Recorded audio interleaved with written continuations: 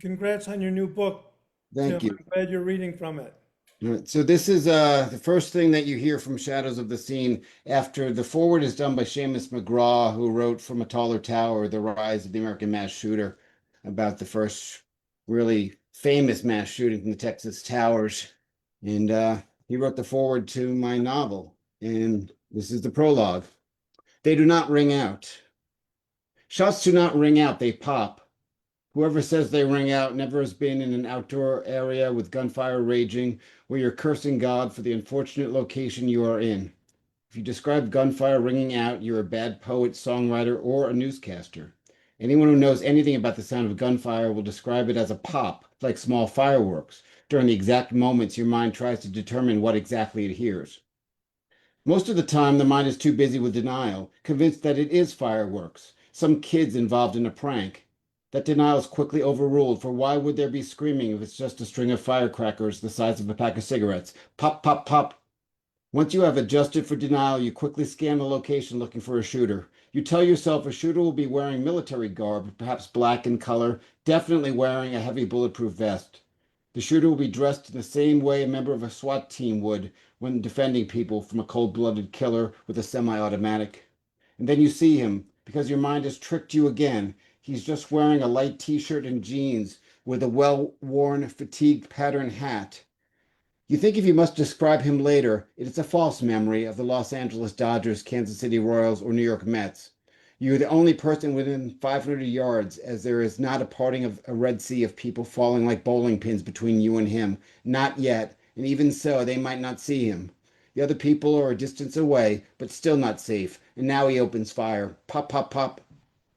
It is just your dumb luck that you're in this position, the one of you and him. And then you think, what happens if he turns around and shoots you? Will it be quick? Will it hurt? Maybe it'll just blow your head off. But also, what happens if he does and you just don't give a fuck? I mean, life's not been all that good, so no harm, but foul? Definitely foul. Instead of your life flashing before your eyes, the thoughts are more concrete. You think you will not be missed. You've told yourself that so many times, right after you told yourself that it might be useful being hospitalized to adjust your mental health.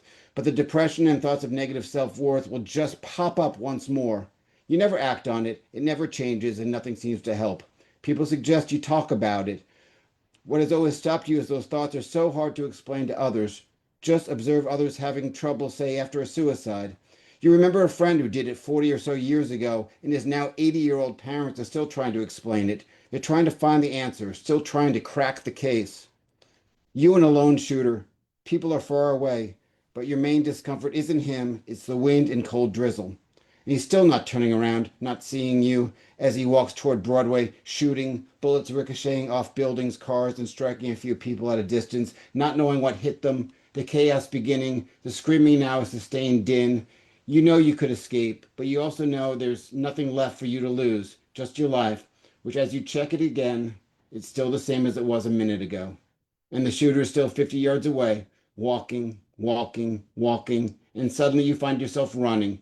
The distance between you and the shooter seems to be halved in every step you take, like a runaway roller coaster, descending from the utmost peak of the ride, never slowing down. Why are you doing this? You are straight away, and the shooter still has not turned to face you, and he will not pivot or fire off some rounds and kill you. It's not going to happen right now because he can't. You are upon him.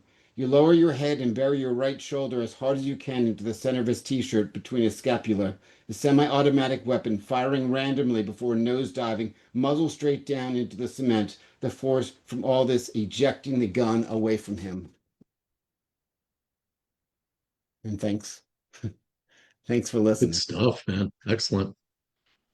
Even better the second time, Tim.